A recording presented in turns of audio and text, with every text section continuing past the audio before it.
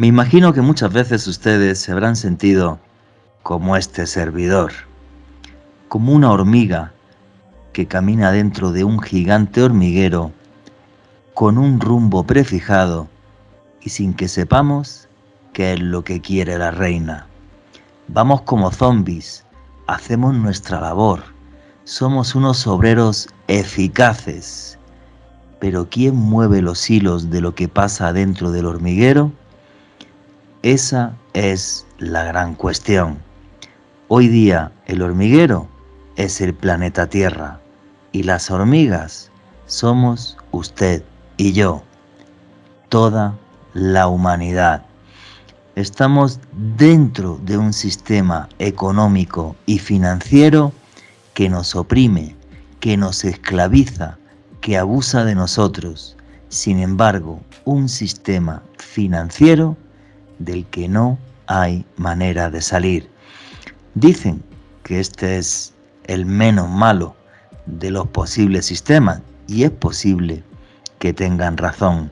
Sin embargo, lo que me parece terrible es que han apagado total y absolutamente nuestra capacidad de rebeldía, nuestra capacidad para decir a la cara: sois unos tiranos, sois una panda de ladrones, sois una panda de sinvergüenzas. Lo que vais a escuchar en este podcast hoy es algo que no os va a contar ningún medio de comunicación. Todos, señores, están comprados por los grandes grupos financieros del planeta. Una verdad a voces, silenciada como ninguna, y como siempre haremos periodismo. Todo irá con datos, fechas, nombres, apellidos, poniendo los hechos encima de la mesa. Unos hechos que dan mucho más miedo que pasar una noche en el castillo del conde Drácula repleto de fantasmas. Estos señores sí que da terror, porque muy pocos han construido y dibujado la realidad en la que vivimos, una realidad creada para que muy pocos tengan no solamente el poder, sino todo el dinero del planeta, en un ejercicio de egoísmo que a buen seguro seguirá y continuará durante muchas más generaciones, condenando así a la Tierra a vivir en una desigualdad absurda, patética e injusta. Buenas noches, familia del misterio. Mi nombre es Juan Jesús Vallejo. Lo que queréis seguirme en redes sociales, mi Twitter es @JuanGVallejo, Juan J.E. Vallejo en Instagram y en Facebook, Juan Jesús Vallejo. Y esto es otro podcast de Oculto tras la sombra. Y aquí lo que hacemos es periodismo de misterio. Nosotros os ponemos los hechos encima de la mesa y vosotros decidís qué hay detrás y qué no. Y aquí somos una gran familia, la familia del misterio. Así que nos encantan vuestras opiniones, las podéis poner aquí abajo en YouTube, ¿vale? Cuando escucháis este podcast, que ahora también podéis ver. Alejandro Bernal y yo no somos los tíos más guapos del mundo, pero bueno, aquí estamos para charlar con vosotros. Bueno, pues esto a mí es un tema que me fascina, al que le dediqué varios meses de investigación, que publiqué en este libro, que se llama Conspiración. Los que no lo tengáis podéis conseguirlo a través de buscalibre.com.co. Desde Colombia os lo mandan a cualquier lugar del mundo.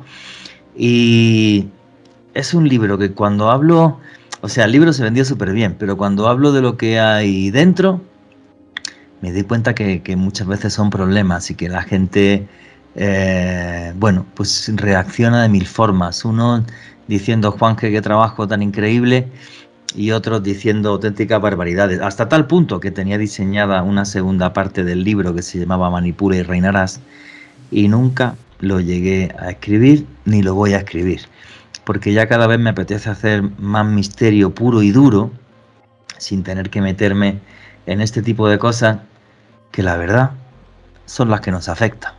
Aquí no vamos a hablar de conspiraciones estúpidas, de que la reina de Inglaterra es un reptiliano que viene por la noche a mi casa a succionar mi energía. Aquí vamos a hablar de cosas muy, muy serias y esas cosas muy, muy serias hacen que vivamos en el mundo en el que estamos a día de hoy. Ni más ni menos, ni menos, ni más. Un mundo tremendamente injusto. Alejandro Bernal, amigo, compañero, ¿cómo estás? Juan G, un saludo para ti, para todos los suscriptores del canal. Y sí, un mundo tremendamente injusto y polarizado, que es la realidad que hemos estado viviendo, me atrevería a decir que desde hace unas décadas en nuestro planeta. Este es un tema, Juan G, que a mí particularmente me indigna muchísimo, porque hasta cierto punto me hace sentir como una cobaya de laboratorio que ha sido manipulada por poderes que están muy por encima de gobiernos, de presidentes, poderes que en algunos casos, y eso es algo que vamos a examinar en el dossier que nos atañe en este podcast, Juanje, poderes que muchas veces aglutinan a solo un grupo de personas o unos grupos específicos de personas quienes han estado manejando los hilos de la historia desde hace mucho tiempo. Me parece un tema muy apasionante, pero sobre todo un concepto clave que dijiste en la introducción, Juanje, son hechos verídicos, son Sí, históricos. claro. Ustedes lo pueden buscar en Google, lo pueden buscar en Wikipedia, no estamos inventando Sí, hasta datos. en Wikipedia, lo que tú has dicho, correcto, sí, sí. Y eso es lo más impactante, Juanje, eso es lo más impactante, que o sea, está puesto al alcance de todos, pero lamentablemente no todas las personas conocen esta información que les vamos a suministrar. Y nadie se echa las manos a la cabeza, tú y yo y poco más, tío. Yo es que no entiendo nada de esto, la verdad. En fin, vamos a arrancar para que la gente entienda bien de qué va el programa de hoy. Se habla mucho de un concepto que es el nuevo orden mundial. Bueno, luego le pondré una vela a algún santo si no nos desmonetizan hoy el programa. Vamos a ver cómo va la vaina. Bien, ¿qué es esto del nuevo orden mundial? Muy sencillo. Vivimos en un orden económico y geopolítico mundial a día de hoy, en el año 2022. ¿De dónde viene esto? ¿Dónde nace esto? Bien, pues lo que sucede en el mundo es que después de la caída del Imperio Romano, el mundo occidental vive en el feudalismo, ¿vale? Muy pocos señores tienen el poder económico, que son los nobles, más la iglesia y los reyes. Y además, Europa impone ya desde ese momento, empieza a imponer cada vez más una supremacía mundial, porque tenían una mejor economía y además tenían muchas mejores armas. Por eso es la conquista de América y el colonialismo y todo esto y demás. Pero hay un momento crucial que es el nacimiento de los Estados Unidos de América y el nacimiento de la República Francesa, los dos primeros estados modernos de la historia, que surgen con todo el buen rollo del mundo y que es algo súper positivo, porque realmente por primera vez se recupera la democracia, el poder del pueblo, que es algo que había muerto ni más ni menos que 2000 años atrás. Desde los antiguos griegos no se volvió a hablar de democracia hasta que se crea los Estados Unidos de América y hasta que se crea la República Francesa. Además, en ese orden, primero los Estados Unidos, luego la República Francesa. Bien, aquí empieza, no sé si poner así un redoble o algo así, música de suspenso. ¿Quién está detrás de esto? Que no tiene nada que ver con otros podcasts o vídeos que escuchéis. Los famosísimos Illuminati, efectivamente, que eran un grupo masónico. Son los masones los que crean el mundo económico, financiero, geopolítico en el que estamos hoy en día. Que no significa que los masones sean malos, ni mucho menos, ¿eh? Chicos, cuidado con esto. Simplemente la masonería es un grupo que nace en la Edad Media, después de que se acabe con los templarios, y que está una clase social que es la burguesía y dicen, oye, macho, aquí podemos ser los más intelectuales, ricos comerciantes, arquitectos y demás, pero no podemos tener poder político, porque lo tienen solamente los nobles, la iglesia y los reyes. Y nos gustaría algún día llegar a tener el poder para gobernar con la razón para el pueblo. Eso es lo que propone la masonería. Y en ese momento aparecen estos señores que se llaman los Illuminati, su nombre real era los Iluminados de Baviera, aparecen en Alemania y a su cabeza un señor que se llamaba Adam Weishaupt. Alejandro Bernal, ¿quiénes eran los famosísimos Illuminati? Pues Juanje, con ese contexto tan exacto y preciso que nos diste, hay que tener en cuenta rápidamente un contexto histórico. Era el siglo XVIII, para muchos conocido como el siglo de las luces, el de la ilustración, donde la razón, por primera vez en mucho tiempo, se imponía a la superstición, al poder de la iglesia y demás. Y aquí surge un personaje fundamental, Adam Weishaupt, tal y como tú decías, Juanje, un profesor de Derecho Canónico de la Universidad de Ingolstadt en Alemania. Resulta que Weishaupt era un hombre que hacía parte de varios grupos masones, pero fue un hombre que tras discurrir su accionar en varios de estos grupos, se percató que muchas de estas intenciones que tenían en el fondo la masonería se quedaban en el papel, no suscitaban un verdadero cambio. Y Weishaupt, junto con otras personas que hacían parte de este grupo de masones, dijeron, oiga, la forma de poder hacer un cambio real y fidedigno, no solo en Europa, sino en todo el mundo, es penetrar la política y expandirnos, poder sembrar la semilla de nuestras ideas de la lógica y de esa forma cambiar el mundo. Y es así como los libros de historia nos dicen que entre la noche del 30 de abril al 1 de mayo de 1776, a propósito, noche de Walpurgis, el día de las brujas dentro de esta tradición pagana, Juanje. Eso, claro que el día de la bruja no es el 31 de octubre ni nada de eso, es Halloween.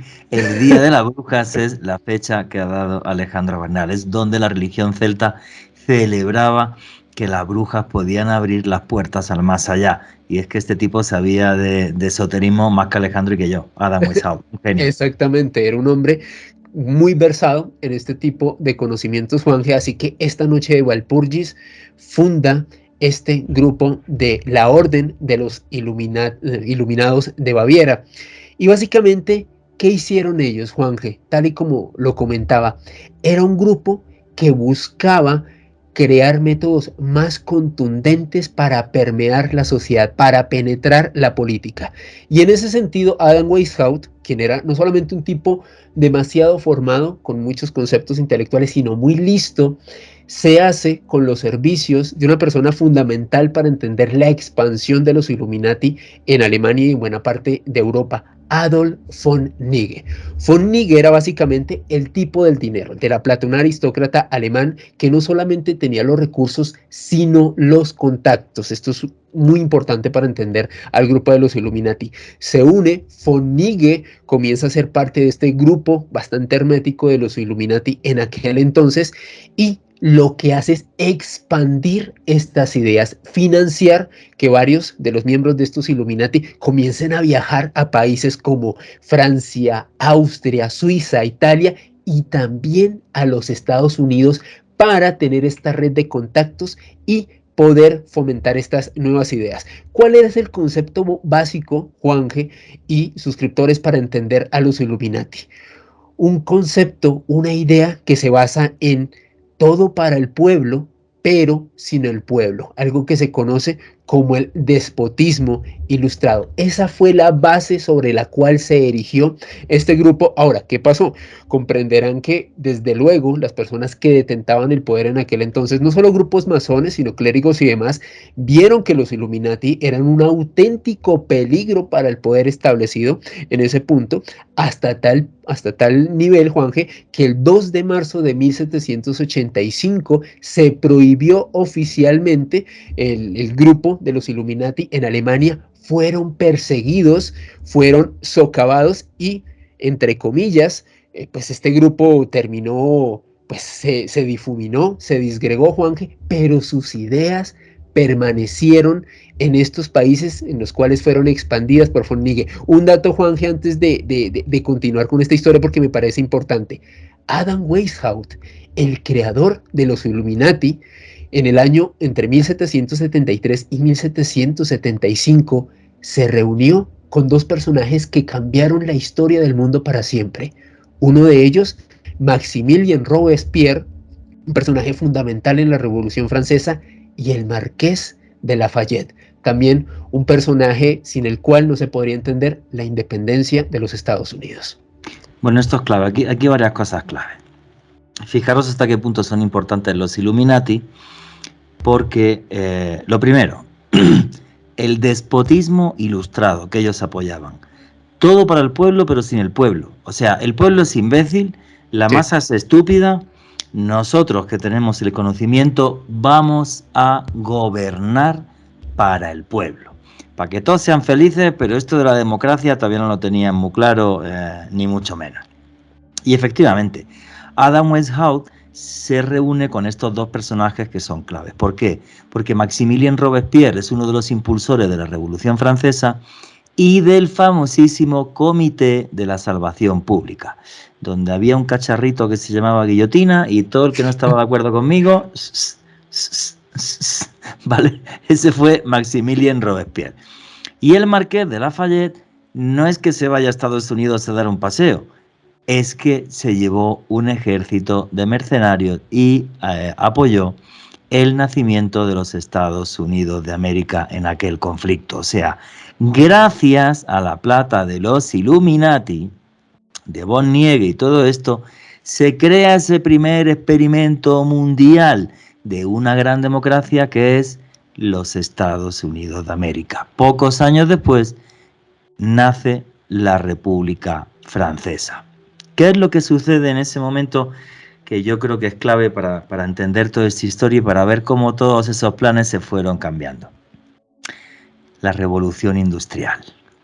En ese momento, finales del 18, principios del 19, estamos en plena revolución industrial y lo que pasa es que el feudalismo, además de que cae políticamente gracias al nacimiento de todas estas repúblicas y la Iglesia pierde poder, gracias a Dios, lo que sucede en ese momento es que los campesinos mutan de ahí y en vez de vivir bajo el yugo de un noble, de un marqués o de un conde, viven bajo el yugo de un señor capitalista que es el que tiene la plata y es el dueño de las fábricas y de los medios de producción del país. Claro, esto es lo que yo creo que cambia todo, porque hay, a la vez que sucede el nacimiento de esta república, hay un cambio social enorme y surge una nueva clase social que se llama el proletariado.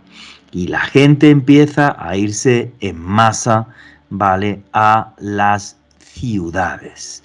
Entonces, todo este buen rollo que llevaban los Illuminati, de se acabó el feudalismo y todo esto y una gran democracia, está, digamos, tremendamente marcado por lo económico, porque a la vez que surge el proletariado, todas estas fábricas, otra vez, y ahora voy a contar un gran secreto, voy a tocar otra vez el redoble de tambor, se crea la banca moderna, y ahí ya la hemos liado parda, porque hay unos señores muy simpáticos que se llaman los Rothschild, que son una familia alemana, que eran unos Goldsmith, unos acumuladores de oro, y empiezan a tener tantísimo dinero que son capaces de financiar al Imperio Británico en las guerras napoleónicas, ¿vale? Entonces, esto es lo que cambia todo, porque de repente el surgimiento de esa nueva clase social, de los banqueros y de los grandes fabricantes, de los dueños de las fábricas y de ese capitalismo salvaje, es lo que hace, perdón, que absolutamente todo cambie, todo mute. ¿Por qué? Porque ese gran capitalismo mundial realmente donde más se gesta, además de en Europa, es en los Estados Unidos de América.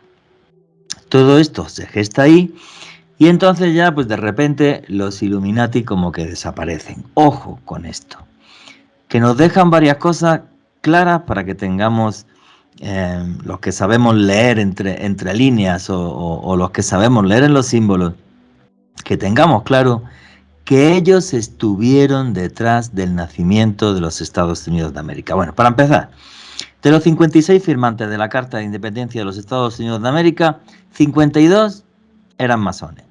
Sí. George Washington, George Washington se fue con su con su mandil de masón Sí, a poner la primera piedra del Capitolio. sí. Esto es muy importante, y podéis ver la imagen que luego la va a poner Alejandro. Vais a ver el Capitolio, y lo que rodea el Capitolio, los jardines, tienen la forma del búho de Atenea, el símbolo de los Illuminati. Y es que no se cortó ni un pelo George Washington, y lo que hizo fue, ¿vale?, poner el búho de Atenea rodeando al Capitolio de los Estados Unidos de América. George Washington diseñó la ciudad de Washington con criterios masónicos, por eso hay un obelisco, por ejemplo, allí enorme. Bueno, pues esto es algo tan claro que, por ejemplo, tenemos el gran sello de los Estados Unidos de América, el que habéis visto tantas veces en el dólar y que está en cualquier documento oficial de los Estados Unidos de América.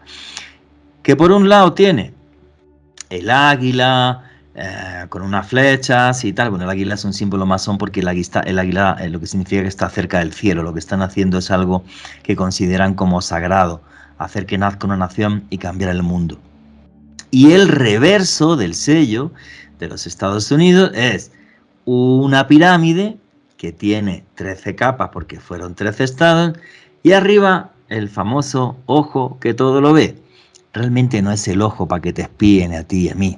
El ojo que todo lo ve para los masones representa el ojo de Horus, el ojo del dios Horus, el único dios que fue capaz de vencer a Set, al mal, al demonio.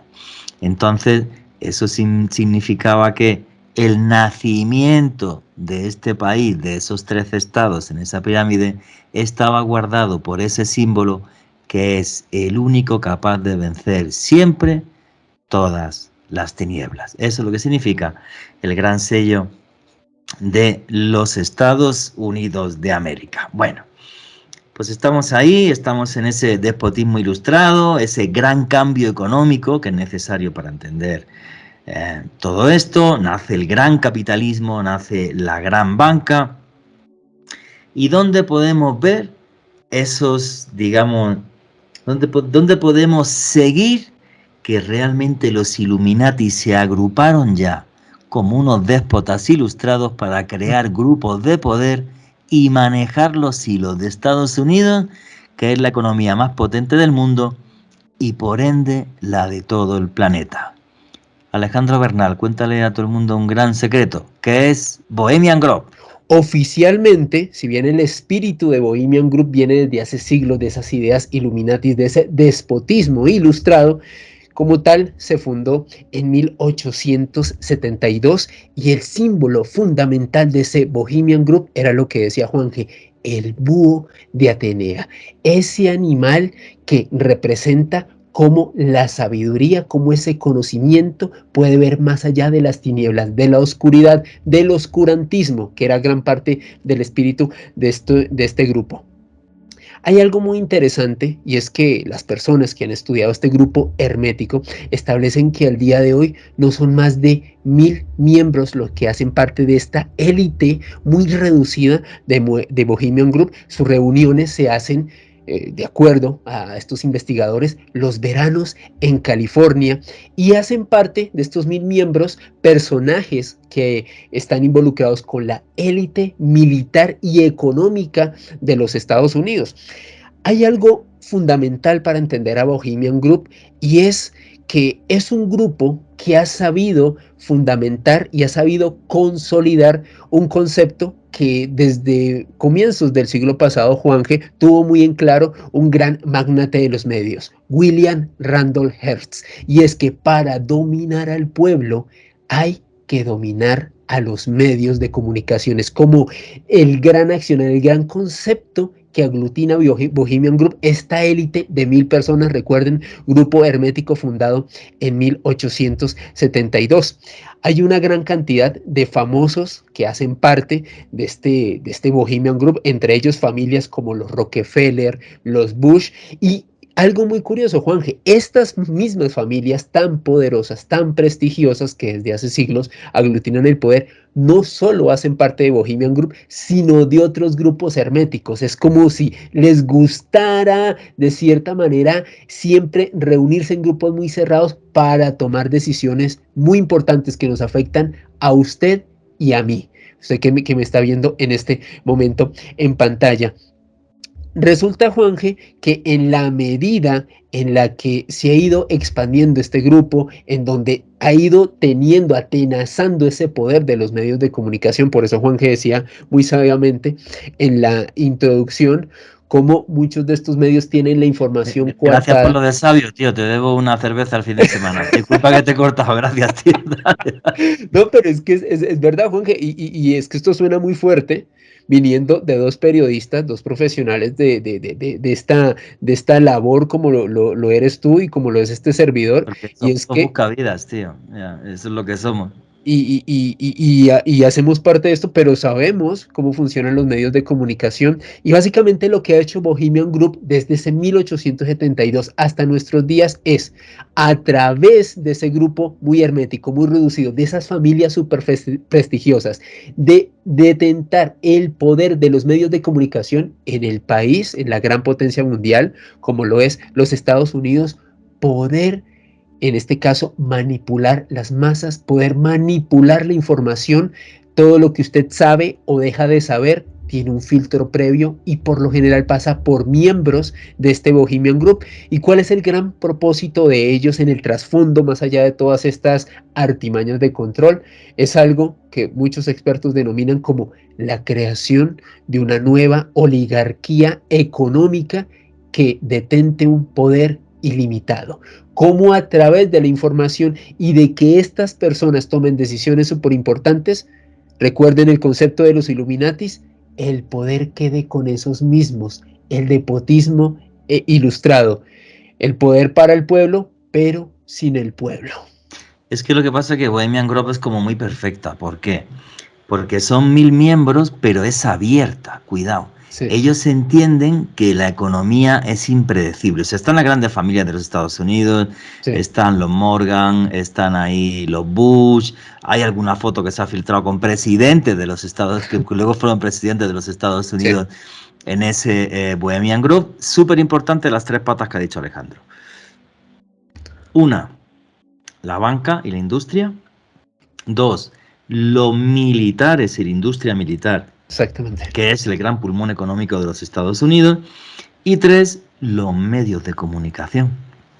Porque si los medios hacen lo que yo diga y tal, la gente no va a protestar.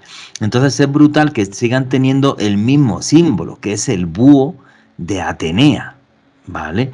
Que los Illuminati. ¿Qué sucede con este concepto abierto? De repente se crea una cosa que es Internet. Y entonces, pues yo que soy Bohemian Grove y soy el tío más chachi del mundo, ¿vale? Mi asociación, te invito a que vengas a esas famosas reuniones que hacen una vez al año. Ojo con esto, que no penséis que Bohemian Grove se esconden debajo de un ladrillo o algo de eso y tal, no. Tienen una sede que puedes fotografiar, puedes llegar a la puerta y tienen jefe de prensa que te responde súper amablemente y que dirá, no le hagáis caso a chalaos como Alejandro Bernal y Juanje, que es que se inventan unas cosas. Aquí somos, sí, pues somos un grupo elitista y nos reunimos una vez al año y hablamos pues de negocios y de cosas nuestras, no tenemos por qué decir de qué hablamos, ¿vale? Entonces sí, ¿no? Y que por Bohemian Grove hayan pasado personajes tan nefastos para la humanidad como William Randolph Hearst, el primer gran magnate de los medios de comunicación del mundo, que dijo frases tan bonitas como tú ponme las fotos que yo te daré una guerra respecto al conflicto hispano-cubano, Sí. eh, sin comentarios sobre el asuntito, ¿vale? Entonces, claro, pues esto da mucho miedo. ¿Por qué? Porque lo que hicieron los Illuminati, este grupo radical de la masonería, es poner las bases en Estados Unidos, que fue su gran laboratorio y su gran invento, poner las bases para que este grupo de poder siguiera haciendo el despotismo ilustrado. Todo para el pueblo, pero sin el pueblo, efectivamente. Y luego tenemos otra sociedad que esta sí que no es abierta, que esta o eres rico y de poca familia o no puedes entrar, que está, por ejemplo, detrás del nacimiento, ni más ni menos que del servicio secreto más importante del mundo, que es la CIA. Os recomiendo una película que se llama El Buen Pastor, ¿vale? Ahí lo vais a ver perfectamente. Me encanta el personaje del Buen Pastor, luego si queréis lo comentamos, que fue el creador de el servicio de contrainteligencia de los Estados Unidos de América, y se ve en la película cómo está en Skull and Bones, como todo esto es real. ¿Qué es Skull and Bones, Alejandro Bernal?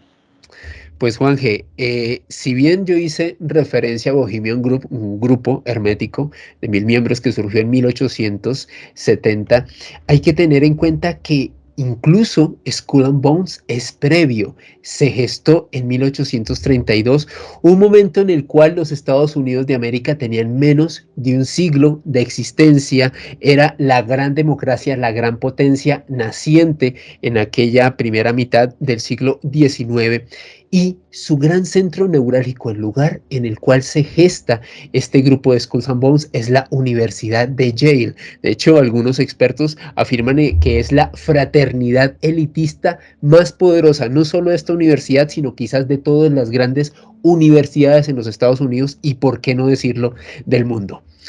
Este grupo, por lo general, es constituido por un número no superior de 800 miembros.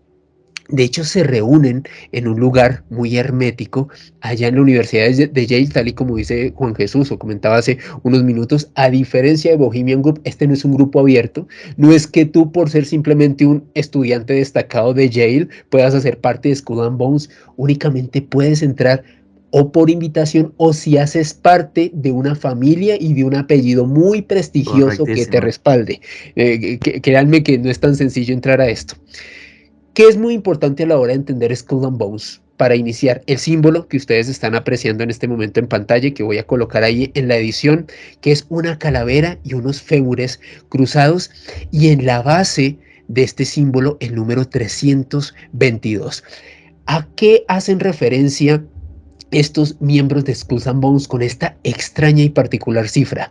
Resulta que este es un número clave, fundamental para entender el espíritu de este grupo hermético de Skulls and Bones, porque en el año 322 antes de Cristo fue el momento en que falleció el orador griego Demóstenes, y según la tradición y digamos ese gran concepto místico que tienen los miembros de Skulls and Bones, la diosa de la elocuencia, Eulogia, marcó en ese año, o sea, marchó desde ese año y regresó en 1832 y decidió unirse a esta sociedad secreta. Para algunos de los miembros es el espíritu de Eulogia, esta deidad dentro de este panteón griego, la que permea este grupo, la que hace que se ilumine, que tengan ese conocimiento y se reúnan de esta manera tan hermética.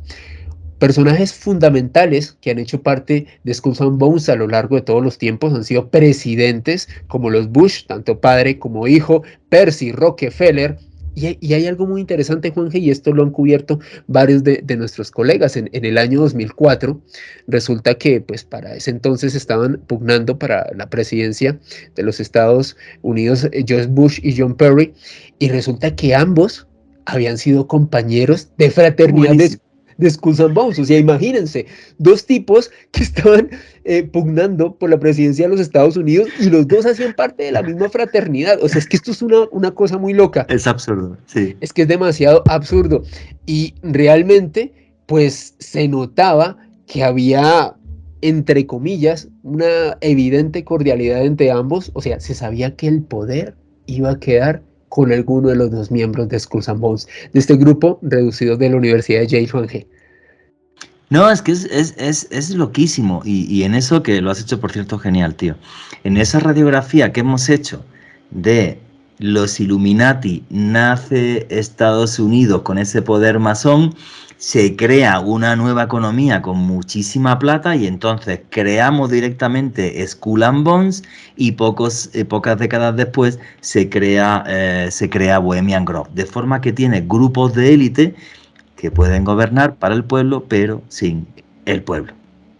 Juanje, para no cerrar, excusamos todavía porque es que hay información muy gorda sobre ellos, tal y Dale. como tú decías hace unos minutos, varios de los miembros de esta fraternidad han estado involucrados con el surgimiento de la CIA, de esta central de inteligencia tan importante, que básicamente lo que podemos decir que detenta o más bien procura esta fraternidad de Skulls and Bones es el poder a través del dinero y del control político, una combinación perfecta para poder dominar las masas. Ojo, no solo en los Estados Sí, Unidos. claro, George Bush padre estuvo en Skull and Bones y fue director Sí, de la CIA. exactamente. Dato curioso, Juan G, sobre algunas de las actividades que realizan los miembros dentro de Skulls and Bones. Resulta que hay un lugar muy importante para ellos que se conoce como la tumba, desde pues, un sitio en el cual comenzaron a reunirse en 1833 y de acuerdo a las personas que han podido infiltrarse y tener testimonios de excepción sobre las cosas que realizan en esta tumba, entre comillas, dentro de Skulls and Bones, básicamente este es un lugar donde se reúnen 15 miembros seniors, o sea, como gente de experiencia que ya lleva mucho tiempo en ese grupo de Skulls and Bones y le van a hacer la inducción a 15 miembros junior, a 15 personas que se postulan. Recuerden lo que les dije, no es que cualquier persona puede entrar ahí, tiene varias condiciones y les hacen un reclutamiento, les hacen una serie de pruebas para ver si son dignos de hacer parte de Skulls and Bones. Hay un dato muy interesante y esto fue investigado por una periodista, una investigadora norteamericana, Alexandra Robbins. Ella publicó un libro ya titulado Secretos de la Tumba, donde precisamente hablaba de todo este tipo de cosas que se pueden ver en este tipo de audiciones, por así denominarlo, de miembros nuevos que se postulan para Skulls and Bones. Y ella comenta que en estas reuniones, Juanje, y espectadores se reúnen a cenar y utilizan platería, o sea, en este caso platos Sí, la y vajilla. vajilla que utilizó el mismo Adolf Hitler previo a la Segunda Guerra Mundial, que es uno como de los grandes objetos fetiche, por así denominarlo, que tienen en el seno del grupo de Skulls and Bones. Otra cosa muy interesante es que, de acuerdo a su investigación, todos los relojes dentro de la tumba, reitero, no es que sea una tumba al uso, es simplemente en el lenguaje clave que utilizan dentro de la fraternidad, se reúnen y tienen todos los relojes adelantados 5 minutos, porque para los miembros de Skulls and Bones, ellos siempre van a estar 5 minutos adelante de todo el mundo. Van a estar vislumbrando los pasos antes de que los acontecimientos que a todos nos afectan, ocurran en nuestro planeta. Dan un mal rollito entre los de Skull and Bones y los señores de Bohemian Grove, bastante importante. No, es la élite por la élite. O sea, es una bestialidad. O sea, es una cosa absurda, ¿no? Y aparte son como instituciones muy antiguas, muy ancladas en el pasado, en ese pasado elitista, en ese clasismo social tan asqueroso que por desgracia sigue marcando buena parte del mundo. Os comentaba antes un dato de la película El Buen Pastor, que se filmó en el año 2006, y la historia va de la vida real, ¿vale? De un personaje que es James Angleton. James Angleton fue el director de los servicios, bueno, el director, no, el creador de los servicios de contraespionaje de la CIA. Al tipo le llamaban, estuvo toda la vida en Skull and Bones, le llamaban el silencio incómodo. ¿Sabes por qué? Porque no hablaba absolutamente nada. Él se sentaba con otros espías o algo y el tío siempre estaba callado. Y era como muy agobiante, decían, hablar con él, pues porque no hablaba. ¿Vale? Siempre estaba escuchando. Hay una anécdota muy chistosa de este personaje, repito el nombre, James Angleton, que es que un periodista norteamericano consiguió entrevistarlo una vez, era prácticamente imposible entrevistarlo, no concedía entrevistas. Y entonces el tipo, antes de conceder la entrevista, esto es verídico, nada, pues empezaron a pedir como mucho té y muchas cosas, y el tipo que era como que quería conocer la vida del periodista y tal, que no le concedía la entrevista, que quería saber quién era, que no sé qué, que esto para quién es y cómo y de qué forma. Y el tipo lo hizo aposta y que bebiera tanto, porque cuando ya empezó la entrevista, pues hubo un momento el periodista que es que ya no podía más y se hacía chichi, se hacía pipí. Y entonces el tipo le dijo, las personas que no pueden aguantar el pipí es porque son débiles mentales, le dijo el tipo. O termina usted la entrevista o me voy. Entonces el periodista era que se, que se lo hacían los pantalones súper mal y aguantó como pudo hasta que terminó la entrevista con el personajito, ¿vale? O sea, imagínate.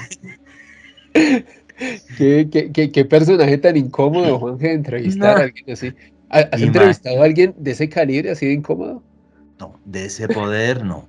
He entrevistado gente de los servicios de inteligencia, sí, mi papá incluso fue parte de los servicios de inteligencia, eso sí, pero ya ese poder no. Ya con ese poder no. La verdad que es otro nivel, tío. Sí, Eso sí, ya, no, eso. y aparte porque estás hablando de alguien, a mí que me encantan los servicios de inteligencia, ¿vale?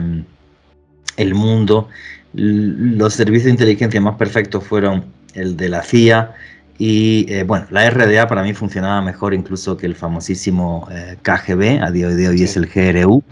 Ahora, eso sí, los number one del mundo Mossad. no van a Skull and Bones, no van al GRU, los number one del mundo son el Mossad con Sí, muchísima diferencia. O sea, es una cosa brutal y absurda. Un día podríamos hacer un programa de radio sobre servicios de inteligencia. Algún podcast hicimos ahí en Caracol Radio. Pero sí, bueno, sí. un día podemos hacer uno de servicios de inteligencia y les recomiendo a la gente la serie de documentales Mossad en Netflix. Es buenísima, pero buenísima. Y ahí entrevistan, por ejemplo, a antiguos directores del Mossad. Ahí, aunque nos salgamos un poco del tema, hay una entrevista buenísima que le hicieron a un director del Mossad, ya falleció. Este era el director en los años 50 o una cosa así, 50, 60, algo así. Y entonces al tipo le preguntan por Mengele, ¿vale? Y el tipo comenta cómo a la fuerza pues tenía que haber pasado por Brasil de una forma, de otra y tal. Y el periodista llega y le dice, no, porque los datos que yo tengo dicen esto, esto, esto y esto. ¿Y sabe lo que le respondió el tipo? ¿Usted estuvo persiguiéndolo en los años 60 en Brasil? Y dice el periodista, no, le responde el otro, pues yo sí. Contundente, ante eso no se puede Pero hacer. claro, te quedas sin argumentos, ¿no? O sea, como, "Ay, va, esto no aparecía en ningún libro ni en ningún lado, que usted mismo había estado allí, y Sí, no, que yo estuve allí. Y eso que está usted diciendo es falso, ¿no? Entonces, como que uno se queda en shock, ¿no? Se claro. queda en shock. Entonces, sí, son los mejores del mundo. Es el único servicio secreto del mundo al que tú no puedes aspirar de ninguna forma mediante oposición, ni pruebas para entrar, ni siendo militar, ni nada. Ellos te llaman y ya. Sí. Así se evitan el problema del contraespionaje. O sea, no, son unos genios, tío. Pero eso, bueno, parezco un abuelo cebolleta. Lo hacemos en, lo hacemos en otro podcast, ¿te parece? Sí, sí, sí, Que yo creo que perfecto. a la gente le encanta. Sí, a mí pues siempre me ha llamado a la atención el Krav Maga, que es el arte marcial que utilizan, pero bueno, eso ampliaremos cuando hablemos del Mossad, que es probablemente el arte marcial más eficaz y brutal que hay hoy en día, pero lo hicieron ellos, la verdad Lo es hicieron increíble. ellos, sí, lo Sí, creó el Mossad, sí, efectivamente. Bueno, un día hacemos un programa de eso que me parece sí, un tema buenísimo, que se nos está yendo la bola. Bueno, a lo que vamos. Se crean los Illuminati, que son unos masones que dicen hay que meternos en política o si no el mundo no va a cambiar, vamos a seguir sí, lamiéndole el trasero a reyes nobles y los papas. Lo consiguen, se crea Estados Unidos, la República Francesa, se crea una nueva economía, que eso es una cosa que ellos al principio no controlan. Se crean estos grupos como Skull and Bones, como Bohemian Grove, para controlar la economía, que es lo importante. El ideal Illuminati ya en ese momento no existe, debe de quedar esto bastante claro. Y el nuevo orden mundial, que es de lo que está hablando este podcast, empieza realmente a fraguarse a comienzos del siglo XX. Y el personaje nefasto que hay detrás, ojo con esto, que fue Premio Nobel de la Paz, es un señor que se llama Woodrow Wilson, que fue presidente de los Estados Unidos de América. ¿Y por qué es clave Woodrow Wilson? Para que entendamos este nuevo orden mundial. Porque Woodrow Wilson hace dos cosas que son claves para entender la historia del siglo XX, ¿vale? Una de ellas es aprobar la creación de la Reserva Federal, el mayor banco del mundo, que es un consorcio público-privado que hay en Estados Unidos y que gobierna la creación de la deuda y que tiene la máquina del billetito del mundo. Aunque eso sucede realmente después, más en 1944, que ahora lo comentamos, ¿vale? Pero Woodrow Wilson aprueba la creación de la Reserva Federal, que es un sistema muy curioso. Son 13 bancos, los 13 bancos más potentes de Estados Unidos en aquel momento, y lo siguen siendo, y ellos llevan el dinero, la economía, aparte de lo que diga el Congreso de los Estados Unidos de América. O sea, el Congreso le puede aconsejar, pero no puede ejecutar. Lo hace estos 13 bancos. Esto supuestamente al principio se crea así porque, claro, para que los políticos no fastidien la economía, fue un engañabobos total. Eso lo que hizo que estos 13 bancos sean superpoderosos. Uno de ellos, el banco más importante del mundo, que es JP Morgan Chase, ¿vale? Es uno de esos 13 bancos. Bien, pues Woodrow Wilson, por un lado, crea la Reserva Federal, creando el embrión del brazo más potente del mundo a nivel económico, y por otro lado, es un señor que lo que hace es que crea las famosísimas guerras bananeras. ¿Esto qué es lo que significa? Que él dice, me habéis dejado fuera el siglo pasado a finales de repartirme el mundo con los europeos, con las colonias y demás, vale, pues yo me quedo con toda América. Impulsa las guerras bananeras con la intención de hacer que la economía norteamericana sea más potente aprovechando todos los recursos de América Latina. Llegado a este punto, y por si alguien no se lo cree, quiero leerles un párrafo. Uno de los militares que estuvo en esas guerras bananeras, por cierto, el más condecorado de la historia de los Estados Unidos de América, se llama Smedley Butler. Hablo fatal inglés, lo sé, me salió así. Smedley Butler. Bueno, pues este señor escribió de su puño y letra. He servido durante 30 años y 4 meses en las unidades más combativas de las Fuerzas Armadas estadounidenses, en la Infantería de Marina. Tengo el sentimiento de haber actuado durante todo este tiempo de bandido altamente calificado al servicio de las grandes empresas de Wall Street y sus banqueros. En una palabra, he sido pandillero al servicio del capitalismo. De tal manera, en 1914 afirmé la seguridad de los intereses petroleros en México, los de Tampico en particular. Contribuí a transformar a Cuba en un país donde la gente del National City Bank podía birlar tranquilamente los beneficios. Participé en la limpieza de Nicaragua de 1902 a 1912 por cuenta de la firma bancaria internacional Brown Brothers Harriman. En 1916, por cuenta de los grandes azucareros estadounidenses, aporté a la República Dominicana, abre comillas, civilización. En 1923 enderecé los asuntos de Honduras en interés de las compañías fruteras estadounidenses. En 1927 en China afiancé los intereses de la Standard Oil.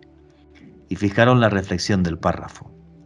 Cuando miro hacia atrás, considero que pude haber dado a Al Capone algunas sugerencias.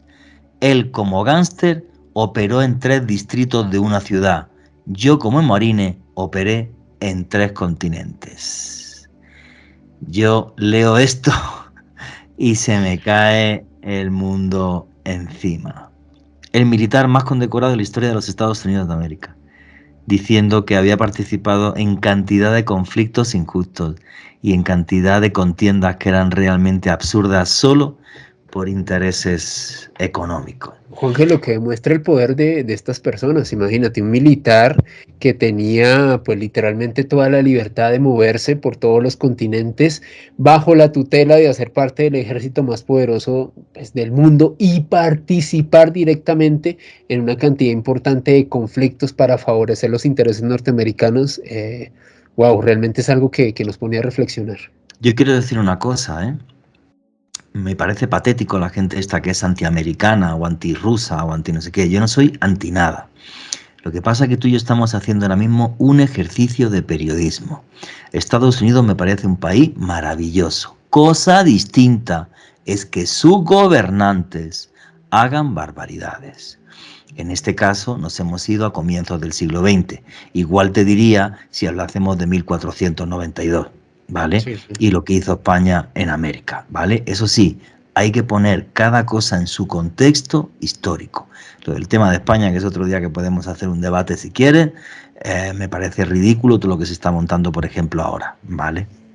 Hay que pedir perdón, no sé qué historias y tal, y no sé qué cosas, que sandeces que me parecen ridículas, ¿vale? Pero es innegable, ¿vale? Cuando hay una conquista, cuando hay abusos de poder y cuando se hacen auténticas barbaridades. En este caso, de lo que estamos hablando es de comienzos del siglo XX por un señor que se llama Woodrow Wilson. Pero bueno, Juanje, y dime. sobre eso, porque lo que voy a comentar a continuación afectó a Colombia y a buena parte Sí, señor. de Centroamérica, y es el momento en el que la United Fruit Company, una empresa norteamericana dedicada pues a la exportación, la producción de banano, es la protagonista de un suceso que marcó con sangre para siempre la historia de Colombia. Y ojo que somos uno de los países más violentos del mundo, pero este es un hecho inusitado y muy dramático y luctuoso, lamentablemente, Juanje, y es algo que se conoce como la masacre de las bananeras, como el gobierno colombiano de aquel entonces, para socavar una huelga de más de 25,000 trabajadores que hacían parte de la United Fruit Company. Esta empresa en aquel entonces estaba afincada en Ciénaga, Magdalena, la costa norte, aquí de Colombia. Enviaron el ejército, Juanje, a socavar una protesta de personas, de obreros que estaban buscando mejores condiciones laborales, como lo que cualquier persona buscaría normalmente. Usted que me está viendo, todas las personas que detentamos un salario y buscamos unas mejores condiciones de vida. Pues resulta que cuando y mandan pues al ejército a hacerle frente a esta protesta, Juanje, fallecen 1,800 trabajadores en la noche del 5 al 6 de diciembre de 1928 aquí en Colombia, trabajadores de la United Fruit Company, víctimas en cierto modo de Woodrow Wilson. ¿Cuánta gente dice que falleció en la masacre de las bananeras? 1,800, Juanje. Qué bestialidad. Qué auténtica bestialidad. En una sola noche, Juanje. Es absurdo. Fíjate el angelito que se llevó un premio Nobel de la Paz porque estuvo detrás de la creación de la Sociedad de Naciones. Ahora diremos qué es esto, que es el embrión de Naciones Unidas. Bueno, pues este señor, la primera película que proyectó en la Casa Blanca fue El nacimiento de una nación, que es una película que habla del supremacismo blanco. Él además impulsó la política de segregación racial. ¿Saben la frase que dijo Woodrow Wilson, que aparece en la película El nacimiento de una nación? Los hombres blancos fueron despertados por un mero instinto de autoconservación, hasta que por fin surgió el gran Ku Klux Klan, un verdadero imperio del sur para proteger a la nación del sur. Eso dijo el señor Woodrow Wilson, que aparece en un recuadro de la película, repito, El nacimiento de una nación. Lo repito por si los hombres blancos fueron despertados por un mero instinto de autoconservación, hasta que por fin surgió un gran Ku Klux Klan, un verdadero imperio del sur, para proteger a la nación del sur. Y le dan un premio Nobel de la Paz. Bueno, Juanje, recuerda que Adolf Hitler también estuvo nominado al Premio Nobel de la Paz. Tristemente, años Sí, después. efectivamente. Bueno, con ese nombre que has dicho y todo lo que hemos contado, si no nos desmonetizan esto, te invito a chicharrón el fin de semana. Madre mía, chaval. O sea, pero es que es verdad, el personaje que acabas de mencionar, ese señor alemán, Austriaco. estuvo nominado al Premio Nobel de la Paz. Bueno, menos mal que no se lo dieron, ¿vale? Pero es Sí, que a Woodrow Wilson se lo dieron. sí, sí. Por Dios. Después de dejar perlitas como esta. O sea, es absolutamente de loco, ¿vale? Es absolutamente de loco. Bueno, pues creo que nos quedan como 5 minutitos, ¿vale? Si mal no creo, para llegar a la hora, ¿verdad? Bueno, pues vamos a comentar alguna pincelada más y vamos con las conclusiones. Bueno, pues después de que Woodrow Wilson marca claramente cómo va a ser el nuevo orden mundial, diciendo aquí yo pisoteo al resto y me da exactamente lo mismo. Después de que suelta perlas como esta, de que impulsa la política de segregación y aún así le dan el premio Nobel de la Paz, luego llega realmente el momento clave para entender todo esto y es que ya Woodrow Wilson no está, pero en 1944 sucede una cosa total y absolutamente histórica. Estados Unidos de América entra en el conflicto que es, a ver si no nos demonetizan el vídeo, el segundo conflicto mundial, a ver si suerte, ¿vale? Y no vamos a contar cómo y de qué forma, lo que pasó en Hawái, eso es otra historia, para hacer otro día otro vídeo, ¿vale? Y la clave es la siguiente, os voy a contar el mayor misterio del mundo, los acuerdos Bretton Woods. Estados Unidos entra en ese conflicto mundial y dice, vale, yo voy a salvar el mundo, pero ojito con esto, que lo vais a pagar. ¿Y cómo lo hace? Porque se crea el Fondo Monetario Internacional, se crea el Banco Mundial y en ese momento sucede la clave de todo. El dólar se convierte en patrón de cambio internacional, en la moneda con la que se tienen que hacer todas las compras a nivel internacional. Eso les da todo un poder y una ventaja absurda. Los británicos, que eran sus socios, en la reunión dijeron, esto es una barbaridad. ¿Por qué no creamos una moneda mundial para este nuevo orden mundial que se va a crear después de la Segunda Guerra Mundial? Que además el mundo se dividió en dos, el bloque capitalista y el comunista, y dijeron, creemos el ANCOR. Y los norteamericanos no lo permitieron. Así que se creó el dólar, o sea, el dólar ya estaba creado en una moneda como patrón de cambio internacional. ¿Qué sucede? Al querer todo el mundo dólares y que los dólares fueran necesarios, el valor del dólar y el valor de la economía americana sube de una forma absurda. Eso sí, los americanos dijeron, oye, no os preocupéis, porque cualquiera que tenga $1 o $100, tú vienes acá y te damos eso en oro, o sea, la economía va a ser real. Hasta que llegó un tío más listo que todo eso, que se llamaba Richard Nixon. Y en 1971 dijo Richard Nixon, ¿qué os dijimos en el 44? Como estaba metido en el conflicto de Vietnam y le hacía falta la plata, y dijo, ¿qué os dijimos en el 44? Que si tú me traías $100, yo te daba oro, pues mira, si me traes $100 y el billete está muy mal, lo mismo te doy un billete nuevo. Si no, ahí te lo fastidias. Y las monedas pasaron a ser divisas. Una divisa es simple y sencillamente que las monedas, su valor, pues está en función de la economía del país, de la demanda aquí de esa moneda y demás, y entonces el dólar, claro, pues tiene una supremacía mundial total y absolutamente absurda. Y como lo que manda es la platica, le salió la jugada que lo flipas. De esto podríamos hacer, perdón, segunda parte, hablar de la crisis económica del 2008, cosas así, ¿vale? Que esto trastoca ahora otra vez y hay un nuevo mundo donde ya no hay capitalismo y comunismo, sino que lo que hay es China, que es un país capitalista, pero con un gobierno comunista, y Estados Unidos y cosas así. Pero bueno, es un día hacemos un programa que se llame La política, geopolítica mundial y las locuras de hoy, algo así, y listo. El nuevo orden mundial, creo que lo hemos resumido como que bastante bien en una horita. La clave al final de todo es 1944, los acuerdos de Bretton Woods, y en 1971 Richard Nixon dice que os dé morcilla, que hago lo que me apetezca. Esto hace que el dinero en Estados Unidos, bueno, ya en cualquier lugar del mundo, se crea con un mail. Oye, yo soy el Banco Central, en este caso la Reserva Federal, que somos 13 banquitos que tenemos, y me vas a dar 10.000 millones. Entonces responden con un mail que dice, vale, tío, toma los 10.000 millones.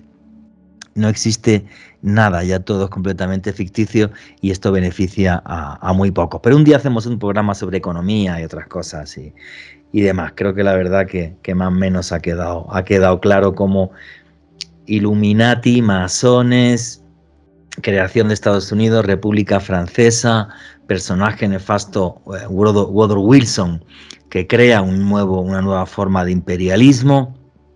Y al final de esto, los acuerdos Bretton Woods, porque lo importante es la plata. Muy resumidito sería así. Alejandro Bernal, ¿qué opinas, amigo? Tus conclusiones, di lo que quieras. Como yo creo que no nos van a monetizar, me va a tocar invitarte al chicharrón. Así que sin problema. Jorge, pues yo siento que ha sido un recorrido apasionante. Bueno, tú sabes que me encanta hablar de historia y sobre todo esta historia relacionada con grandes conspiraciones. Yo creo que ha sido un dossier muy extenso, pero muy completo, sobre todo sobre lo que es en realidad el fondo del poder económico, Juanje. Como muchas de estas élites lo que Sí. han querido siempre es el poder de la plata y poder acumular la mayor cantidad de este recurso, obviamente transformado en diversos grupos. Se nos quedaron muchos por fuera, Club Bilderberg, por si de pronto alguien hace en los comentarios, pero en sí el trasfondo de todos esos es ese espíritu de los Illuminati, solamente que con otros miembros y con otros grupos cerrados. Pero ¿qué es lo que quieren? Quieren su dinero y el mío. Es básicamente lo Sí. que buscan ellos.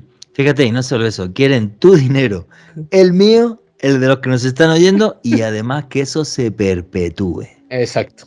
Que esa platica siga siendo suya. O sea, tú y yo podremos montar un restaurante con el mejor chicharrón de Colombia, Latinoamérica, Iberoamérica, pero ni aún así, ¿vale? Podremos jamás tener su plata, ni con nuestro talento jamás tendremos su plata porque ellos tienen el poder y lo han Claro. amarrado muy bien. Sí. ¿Vale? Es un plan que yo creo que se fue fraguando sobre el tiempo. Tampoco era una cosa que te fueran los Illuminati clara, ¿vale? Se iba a crear el Skull and Bones, Moebian Grove, ni absolutamente nada de esto, ¿vale? Pero esa élite se mantuvo en esos pequeños grupos y lo hicieron súper bien, tío. Lo hicieron. Para mí, Juanje, se fueron adecuando a los tiempos, se fueron transformando y lo que hicieron fue mantener el espíritu, pero adecuarse, adecuar sus planes para literalmente seguir ostentando el poder. Efectivamente, amigo, pues esa es la película. Bueno, pues no sé si habría un mundo más perfecto que este o no, la verdad. Te lo digo así de claro. O sea, vamos a ver, solo conocemos dos sistemas económicos, el capitalismo y el comunismo. Yo me quedo con el capitalismo, ¿eh?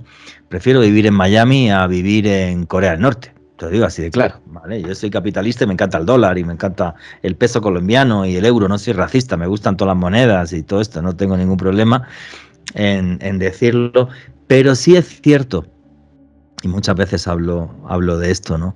Hay un documental que le recomiendo a la gente, Salvar el Capitalismo, está también en Netflix, ¿vale? Y es buenísimo, ¿no? Porque te das cuenta que en las últimas décadas esto ha ido a peor con la desregulación. Porque el capitalismo, si se controla con una política intervencionista, ¿vale? Que haga que se reparta la riqueza, puede llegar a ser, bueno, dentro de los dos sistemas que hay, es el más justo con diferencia. Sí. Pero en cambio ya si dejas que se desregule y que toda esta panda de gente nos trituren, pues estamos fastidiados.